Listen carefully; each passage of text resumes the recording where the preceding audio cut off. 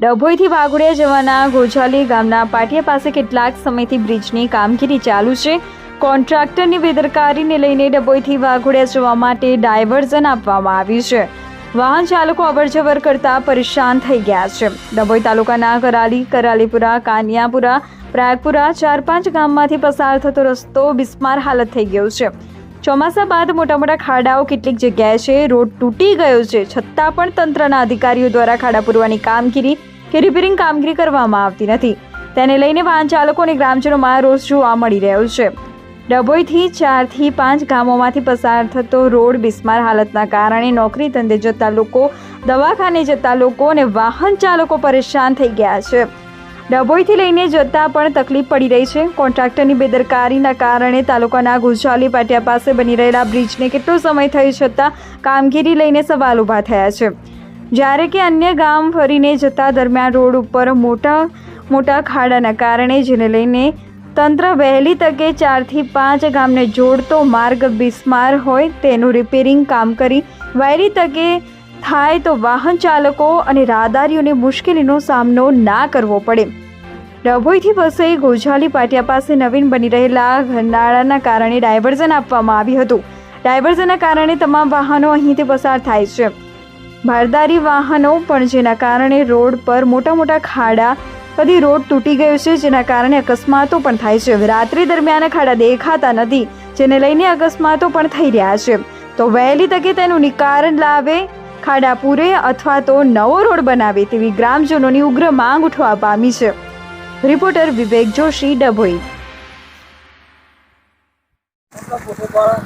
ડભોઈથી વાઘોડિયા જવાનો રસ્તો જે ડાયવર્ઝન આપ્યું છે એમાં જે પ્રયાગપુરાથી કાન્યાપુરા સુધીનો, કરાલી સુધીનો રસ્તો છે એમાં અમુક જગ્યાએ જે મોટા ખાડા પડી ગયા છે એમાં વહેલી તકે આ લોકો ખાડા પૂરે કાં તો પછી રસ્તાનું કંઈક કરે.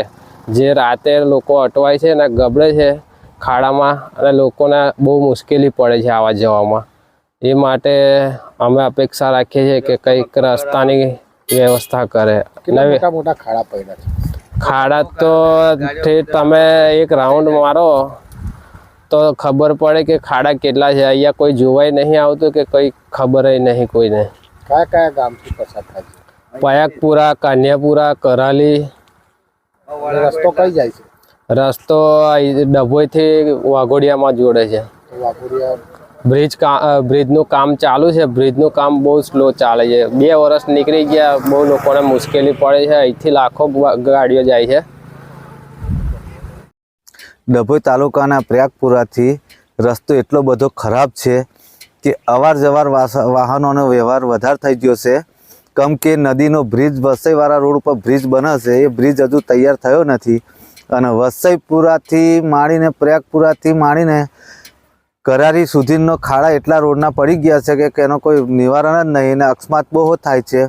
હવે આપણે તો એવું કહીએ છીએ કે જલ્દી આ રોડનું કોઈક પણ કામ પૂર્ણ કરે વધારે તકથી, વહેલી તકથી. કયા ગામના કઈ રસ્તો જોવામાં આવે છે? પ્રયાગપુરાથી કાન્યાપુરા, કાન્યાપુરાથી કરાલીપુરા અને સીધું ડોલા નીકળી જવાય. મોટા ખાડા છે ને વ્યવહારો પાછા વાહનો મોટો સર્કલ છે. રસ્તાનું એટલું બધું હોકળો રસ્તો છે અને આવર જવારને હોય તકલીફ પડે છે. તરસાનાથી તે ઠેઠ કરારી લગીને રસ્તો હોકળો છે અને વાહનો હોય મોટો સર્કલ છે. એનું કોઈ નિવારણ કરી નાખે તો સારું છે વહેલી તકે. નિડર, નિષ્પક્ષ તેમજ પ્રજાપ્રિય ન્યૂઝ નેટવર્ક એટલે કે BN news Gujarati. BN news ગુજરાતીના ફેસબુક પેજને સર્ચ કરી લાઇક તેમજ ફોલો કરો. સાથે જ ઇન્સ્ટાગ્રામ પેજને પણ ફોલો કરો તેમજ યુટ્યુબ ચેનલને પણ સબસ્ક્રાઇબ કરો.